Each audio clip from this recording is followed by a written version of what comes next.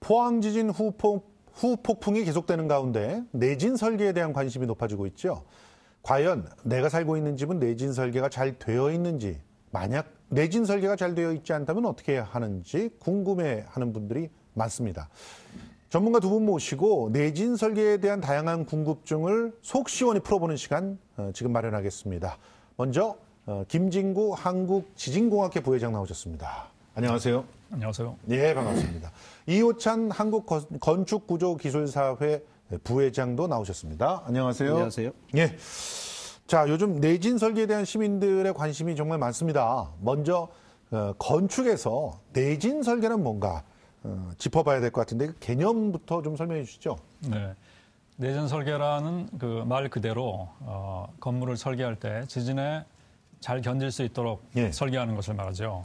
구체적으로 말씀드리면 지진이 왔을 때 가장 많이 저항하는 부재들은 기둥, 보, 그다음에 내력벽 그러한 그 지진력 저항 시스템의 개수를 증가시키거나 크기를 증가하거나 또는 그 속에 들어가는 철근을 좀 더 촘촘하게 배치하고 단단하게 결속함으로 해서 지진이 왔을 때 철근이 풀리지 않도록 설계하는 게 있고요. 그다음에 최근에는 그 샥 옵서버와 같이 충격을 흡수하는 기계 장치들을 건물에 설치해서 지진에 저항하도록 하는 방법도 많이 쓰이고 있습니다. 그렇다면은 그 내진 설계의 대상이 되는 지진 하중의 크기는 지금 현재 내진 설계 기준에서는 약 1000년에 한 번 정도 발생할 수 있는 그런 지진에 대해서 설계를 하는데요. 그 전혀 뭐 손상이 되지 않도록 설계할 수는 없기 때문에 어느 정도 손상이 있더라도 전면적으로 무너져서 인명이 손상되는 것을 방지하는 정도, 그 정도로 설계를 하고 있습니다. 아니 말씀하신 걸 들어봤더니 그 여러 가지 어떤 방법을 통해서 내진, 그러니까 지진으로부터 견디는 힘들을 갖다 높인다는 얘기인데 조금 더 자세히 설명을 좀 해주실까요? 뭐 철근을 단지 더 넣는다 이런 차원은 아니란 말이죠. 예, 내진에 대한 설계가 잘 되었다는 것은 지진에 대한 건물에 대한 철근과 콘크리트에 대한 접합부 이런 상세에 대한 철근에 대한 연성 능력을 확보하고 강성을 강화시키는 부분이 있는데 이런 부분에 대한 건물의 사용을 위해서 작용하는 모든 하중이 특히 지진 하중이 작용했을 때에 대해서 부재 하나하나에 대해서 생기는 내력이 있습니다. 그런 내력 부분을 통해서 부재력이 받을 수 있는 큰 힘을 실질적으로 철근을 보강하여 건물의 안전성을 확보하는 것이 바로 내진 설계가 잘 되었다고 볼 수 있겠습니다. 아니 그런데 뭐 요즘에는 보면 여러 가지 기술들이 있던데요. 뭐 실질적으로 그 진동이 왔을 때 완전히 단단히 결속돼 있으면 또 안 된다면서요. 그래서 그런 것들을 충격을 흡수할 수 있는 그런 구조들도 거기에 덧붙인다면서요. 예, 맞습니다.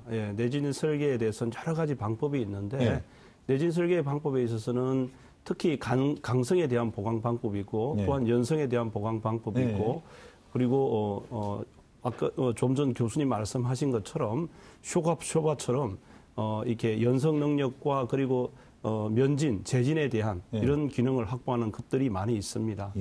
알겠습니다. 너무 전문 용어를 갖다 계속 사용해 주셔가지고 좀 더 이해를 하기 쉽게 좀 얘기를 해드려야 될 것 같은데, 자 일단 우리나라의 내진 설계 의무화 언제부터 됐는지도 참 궁금합니다. 4단계에 걸쳐서 내진 설계 기준이 강화됐다고 하는데 우리 좀 김진구 교수님께서 좀 설명해 주시죠. 가장 처음 내진 설계 기준이 도입된 것은 1988년 6층 이상, 그다음에 연면적 10만 제곱미터 이상 되는 건물에 처음 내진 설계가 적용이 됐습니다. 그 이후에 이제 조금씩 강화되다가 2005년도에 3층 이상 또는 연면적 1,000m 이상 되는 그런 큰 건물 위주로 이제 확대가 됐고요, 대상이. 작년에 이제 경주 지진 이후에 올해부터는 2층 이상 건물 그리고 연면적 500제곱미터 이상 되는 건물에 적용이 됐고 내년부터는 이제 연면적 200제곱미터 이상 그리고 모든 주택의 내진 설계 기준을 적용하도록 하고 있기 때문에 앞으로는 이제 거의 모든 건물에 내진 설계를 적용한다 이렇게 생각하시면 되겠습니다. 1988년도에 처음 제정이 되고 그리고 그 이후에 계속적으로 업그레이드 되는 그런 내진 설계 적용 기준이 있었네요. 그러면 지금 현재 2017년 올해까지 이렇게 진행되는 그런 내진 설계 강화를 통해서 우리가 진도 어느 정도까지 우리가 보통 얘기할 때 그게 굉장히 알아듣기가 쉽거든요. 그렇습니다. 자, 규모 몇 가지 견딜 수 있는 겁니까? 예, 이제 그걸 공학적으로 이렇게 쉽게 딱 이게 설명하기는 상당히 어렵지만 예. 우리 일반 시청자분들을 위해서는 예. 사실 지진이라는 것은 과거에 대한 지진 기록을 통해서 이렇게 개척을 통해서 이렇게 하고 있습니다. 예. 그래서 우리나라에 있어서는 그 지진에 대한 개척 기록이 사실 이렇게 조금 이렇게 부족한 편입니다. 예. 그래서 이전에 있는 오래된 자료에 의하면 예. 뭐 삼국유사라든지 아니면 이런 자료에서 초가집이 붕괴되었다든지 이런 거를 통해서 예. 환산을 해 보았을 때는 예. 지진의 규모로 한 5.5에서 6.5 정도에 대한 크기로 설계를 하고 있다. 이건 이제 우리 기준에 있어서는 최소 기준입니다. 법규적으로 이 정도에 대한 지진의 크기에 있어서는 설계를 해야 된다는 최소 기준으로 설계를 하고 있습니다. 예. 예. 뭐 사실 뭐 중요한 건물, 뭐 가령 원자력 발전소라든가 이런 건물이라면 더 그 규모를 견딜 수 있게 만들어져야 되는 거죠. 최소라고 하는 부분이 굉장히 좀 인상적입니다. 이번 포항 지진이나 경주 지진을 보면요, 고층 건물보다 저층 건물에서 피해를 많이 입었어요. 그리고 특히 경주 같은 경우 보면은 한옥 건물의 피해가 높았거든요. 저층 건물이 아무래도 내진 설계가 안 돼 있어서 그런 거겠죠? 예, 물론 그런 이유도 있습니다. 그 다음에 지진에 의한 그 집안 진동의 특성이 예. 그 주기가 긴 이런 고층 건물보다는 이렇게 예. 빨리 움직이는 저층 건물에 그 공진이 잘 되는 그런 특성이 있거든요. 그래서 예. 결과적으로 어떻게 보면은 우리나라와 같이 그 안반이 넓게 분포한 이런 나라에서는 고층 건물보다는 저층 건물에 집중적으로 내진 설계를 해야 안전을 보장할 수 있다. 예, 그렇게 얘기할 수가 있습니다. 예. 또 한 가지 큰 이유가 되는 것은 이제 이번에 포항 지진을 통해서 많이 관찰된 사실인데요. 현행 그 내진 설계 기준에 따르면, 현행 건축법에 따르면 내진 설계 전문가인 구조기술사가 관여할 수 있는 건물은 6층 이상 되는 그 큰 건물에만 구조기술사가 관여할 수 있고 5층 이하 건물에 대해서는 비전문가들이 내진 설계를 할 수 있도록 그렇게 되어 있기 때문에 결과적으로 이번 포항 지진 때 그 5층 이하 그 비전문가에 의해서 설계된 그런 저층 건물들이 많이 피해를 입었습니다. 예. 자, 그렇다면 우리 건축물 지진에 정말 안전한지 좀 꼼꼼히 한번 짚어보도록 하겠습니다. 먼저 그 화면을 한번 같이 봐주셨으면 좋겠거든요. 굉장히 화제가 됐던 사진입니다. 바로 저 사진이죠. 포항 지진 당시에 필로티 구조 건물 중에 하나가 기둥이 저렇게 손상돼 있는 장면이 언론에 노출되면서 많은 사람들이 경악을 했습니다. 자, 그런데 이 필로티 구조가 정말 절대적으로 취약하다라는 그런 주장이 있는 반면에 또 한편은 아니 그렇지 않다. 필로티 구조라고 해서 다 취약한 건 아닌데 저기는 좀 심각하게 뭔가 그 함량이 문제가 있었기 때문이다. 이런 얘기를 하고 있는데 자, 일단 어떤 구조의 건물을 필로티라고 하는지 정리부터 하고 들어가죠. 네, 그 필로티 건물이라는 것은 1층 부분이 비어 있죠. 예. 주차장으로 이용하기 위해서 1층 부분이 비어 있고 주거 공간이 이제 2층부터 시작하는 그런 건물에 있어서 그 건물을 받치고 있는 1층 기둥을 필로티라고 하고 영어로 하면 필라라고도 하는데요. 그래서 그러한 형태의 건물을 통상 필로티형 건물이다 이렇게 얘기를 하고 있습니다. 구조적으로 볼 때는 이제 2층 이상에는 그 단단한 전단벽들이 많이 분포하기 때문에 그 내력벽이라 이렇게 그렇죠. 얘기하는 것들 힘을 받는 그런 벽이 많기 때문에 지진에 상당히 안전한 그런 구조지만 1층에 그 기둥만 있는 이런 부분이 상당히 지진에 취약한 부분이 되겠습니다. 더군다나 그 계단실 주변에 내력벽이 분포하고 있는데 그 계단실이 건물의 중앙이 아니고 그 한쪽 코너에 이렇게 들어가 있는 그런 경우에는 그런 경우에는 지진이 발생했을 때 그 비틀림이 아주 많이 발생하기 때문에 그 코어의 반대 방향에 있는 기둥들이 저렇게 많이 손상이 되는 경향이 있습니다. 그래서 이제 현행 내진 설계 기준에서는 저런 형태의 기둥을 설계할 때는 지진력을 한 2배 내지 3배 강화해서 설계를 하도록 그렇게 하고 있습니다. 그래서 만약에 내진 설계 기준대로 제대로 설계가 됐다면 저렇게까지 파손은 되지 않았겠죠. 지금 뭐 내진력을 2배 이상 높여야 된다라고 얘기를 하셨는데 그렇게 하기 위해서는 어떤 그 설계를 반영을 해야 되는 건가요? 필로티 구조에서는? 이제 필로티 구조에 있어서는 실질적으로 지진력에 대해서 뭐 지금 2배나 2.5배 혹은 3배까지 하는 게 결국 삐로띠라는 것이 우리가 봤을 때 건물에 대한 외부에 대한 마감을 다 벗겨놓고 사람의 몸으로 치면 뼈대만 이렇게 있다고 생각했을 때 지금 내력벽이라 해서 내력벽으로 전달되어서 내려오는 벽체가 기초까지 전달 안 되고 상부층에서 이렇게 기둥으로 갑자기 수직으로 전이되는 이런 부분들이 상당히 이제 위험한 이런 건물이 되는데. 그러니까 위에는 계속 내력벽들이 같이 힘을 받아주다가 맨 아래 와가지고는 갑자기 기둥들로 그게 다 쏠린다는 거 아니에요? 맞습니다. 2층이나 3층에서 이제 개방을 위해서 이런 부분들이 비롯된데 우리가 이제 건축적으로 외부에 대한 마감을 다 벗겨놓고 보면은 실질적으로 그런 것들이 눈에 보일 수 있지만 외부에 봤을 때 기둥으로만 되어 있고 외부 마감이 감춰져 있기 때문에 사실 그런 거는 이게 정말 구조적으로 연약한 삐로띠냐 건축적으로에 대한 삐로띠라고는 할 수 있지만 구조적으로는 연약한 부분의 삐로띠는 다 이렇게 마감을 벗겨내 봐야지 알 수 있는 것입니다. 그래서 이런 부분들을 건축 구조에서는 바로 소프트 스토리, 연약층이다 이렇게 이제 이야기를 합니다. 그런 부분에 있어서는 계단실과 기둥과의 간격이 멀리 떨어져 있는 계획을 세운다거나 그리고 이제 일부 설계에 있어서 그런 부분들을 프로그램만 의존해서 쉽게 뭐 이렇게 프로그램에서 이렇게 하려고 하는 이런 부분들이 있습니다. 그런 부분들은 사실 프로그램에 되는 것이 있고 안 되는 부분들이 있는데 상당히 위험한 생각이라고 볼 수 있겠습니다. 그러면 지금 말씀하신 대로 보면은 필로티 구조라고 하는 것이 프로그램 상으로만 이렇게 보여지다가 그 프로그램 안에서만 이렇게 딱 되면 이 정도 힘을 받으면 되겠지라고 해서 만들어놨다가 나중에 가서 문제가 될 수가 있다 이런 얘기인가요? 그런 게 아니라 필로티에 대한 계획이 굉장히 중요합니다. 건축 구조 계획이라는 것이 상당히 중요하고 이게 사람의 생각과 거기에 대한 철학이 담겨져 있어야 되는데 프로그램은 이렇게 계획적인 측면에 대한 고려를 할 수 없다는 것이 문제가 되는 것입니다. 그래서 그러면 이 필로티 구조가 우리나라에 왜 이렇게 많아진 거고 또 왜 이렇게들 다 필로티 구조로 짓고 있는지 사실 가만히 돌이켜보면 제가 살고 있는 아파트도 엄격히 말하면 필로티 구조거든요. 왜냐하면 1층 부분이 좀 기둥이 일부가 있고 비어 있어요. 요즘에 그렇게 많이 짓잖아요. 그렇죠. 거기 굳이 주차를 안 하더라도 비워놓고 그 비어있는 공간을 다양한 형태로 활용을 하는 그런 형태가 세련됐다 이렇게 얘기를 하는데 왜 이렇게 많아진 거죠?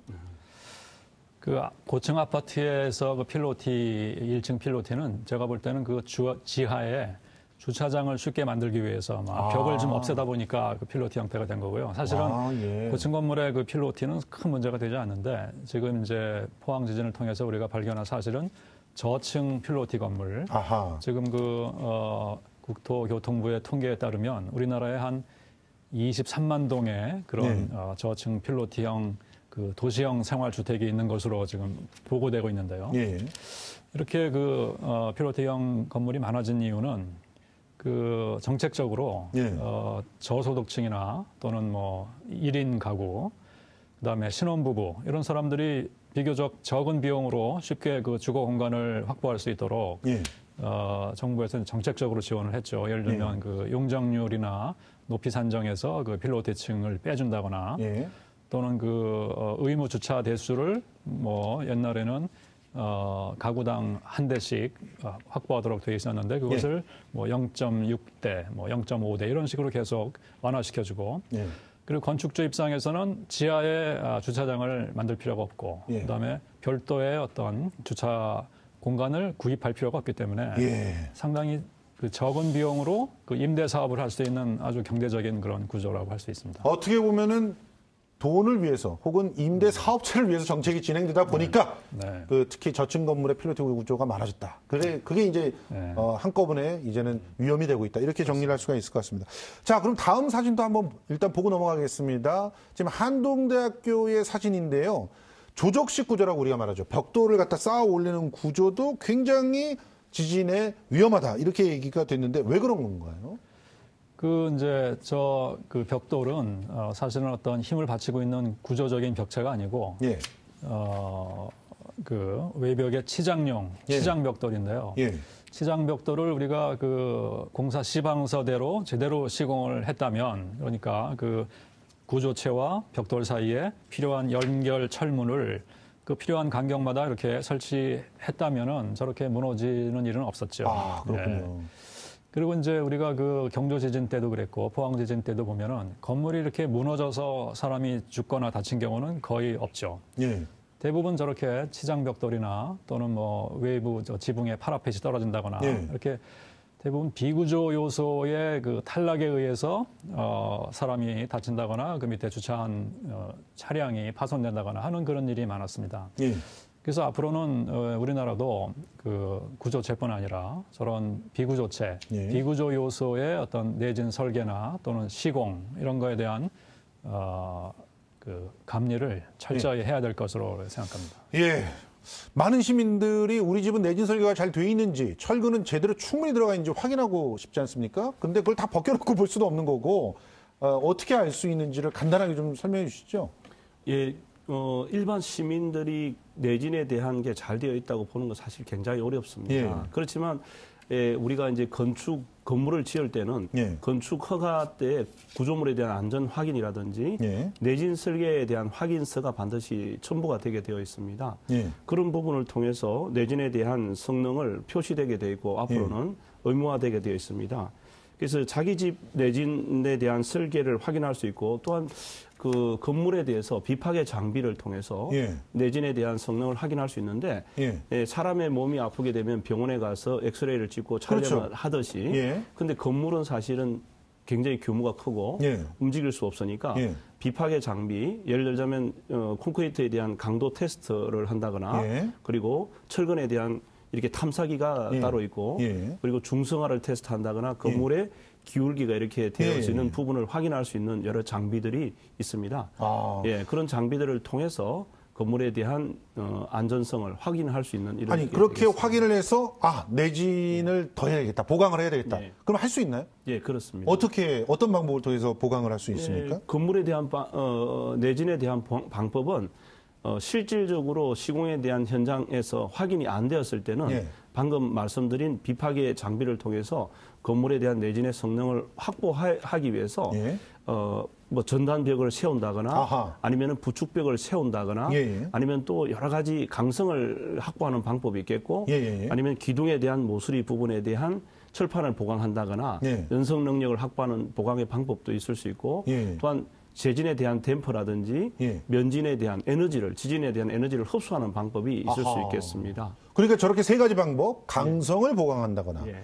연성을 보강한다거나 예. 감쇄 장치에 의한 보강 이런 것들을 전부 다 나중에 내진 설계가 안 돼 있는 건물에 대해서는 나중에 할 수 있다 이런 얘기신데, 그런데 제일 중요한 건 이왕이면은 설계를 할 때 내진 설계를 하는 게 좋잖아요. 그러니까 애초에 설계를 할 때 내진 설계하면 돈이 그렇게 많이 들어가나요?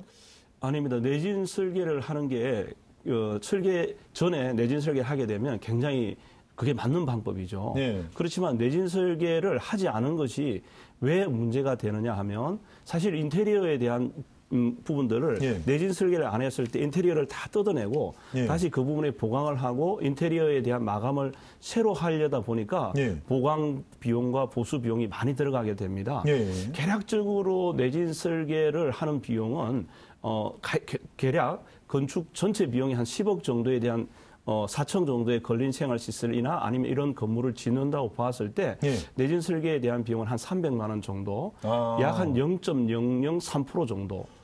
아니 그러면 별로 얼마 안 되는 돈인데 그 내진 설계를 안 하는 걸로 그 300만 원 아껴가지고 결과적으로 나중에 가서 엄청난 일이 벌어질 수 있다는 건데 그렇습니다. 시간이 참 짧아서 너무 안타까운데요. 이제 마지막으로 이 내진 설계 중요성은 이제 많은 분들이 이제 깨달은 것 같습니다. 그런데 지금 당장 모든 건물을 다 바로 내진 보강할 수는 없잖아요. 그럼 지금 현재 우리가 해야 될 수 있는 가장 중요한 일들이 뭘까요, 교수님? 일단 이번 포항 지진을 통해서 우리가 필로티 건물이 상당히 위험하다 하는 것을 파악을 했기 때문에 우선적으로 이러한 그 위험에 노출되어 있는 건물들 위주로 내진 보강을 좀 진행을 해야 될 것 같고요. 그러기 위해서는 일단 그 어느 정도 표준적인 내진 보강 공법을 정부에서 좀 선별해서 제시해 주는 것이 좀 필요할 것 같습니다. 그래서 일반인들이 뭐 우리 건물은 뭐 이런 특성이 있기 때문에 이런 공법을 적용하면 되겠구나 하는 그런 정보를 주는 게 중요하고요. 그다음에 근본적인 처방을 위해서는 그 지금 건축법 상에 대부분의 내진 설계와 그 공사 감리를 그 내진 설계 비전문가인 그런 건축사들이 하도록 돼 있는데 이것은 1960년대 그렇게 만들어진 법인데 아직까지 개정이 안 되고 있습니다. 지금 사실 2층 이상은 다 내진 설계를 해야 된다면 다 그렇습니다. 전문적인 기술사들이 들어가서 하도록 해야 된다. 지금 그 비전문가가 내진 설계를 하도록 돼 있는 나라는 지금 우리나라밖에 없습니다. 전 세계적으로. 알겠습니다. 교수님께서는 어떤 생각을 하고 계십니까? 저도 동등한 생각인데 6층 이상에 대해서는 굉장히 중요하다고 생각되는 건물에 대해서는 건축 구조 기술사에 대한 안전을 확보하게 되어 있지만 그렇지만 이제 건축에 대한 게 굉장히 중요하다고 생각되는 이 부분 외적으로에 대한 문제는 우리가 놓치고 있다는 거죠. 그런 부분들에 대해서는 사실은 헌법의 정신에 위배된다고 봐집니다. 알겠습니다. 자, 뭐 이렇게 그 좀 짧은 시간 안에 그 파고 들어가 봤더니 사실 그냥 내진에 대한 어떤 기준들이 강화된다고 문제가 다 끝나는 건 아니다. 지금부터 더 철저하게 준비해 나갈 것들이 있다라고 하는 것들을 깨달은 것 같습니다. 지금까지 김진구 한국지진공학회 부회장 그리고 이호찬 한국구조기술사협회 부회장과 함께 말씀 나눠봤습니다. 고맙습니다. 네, 감사합니다. 고맙습니다.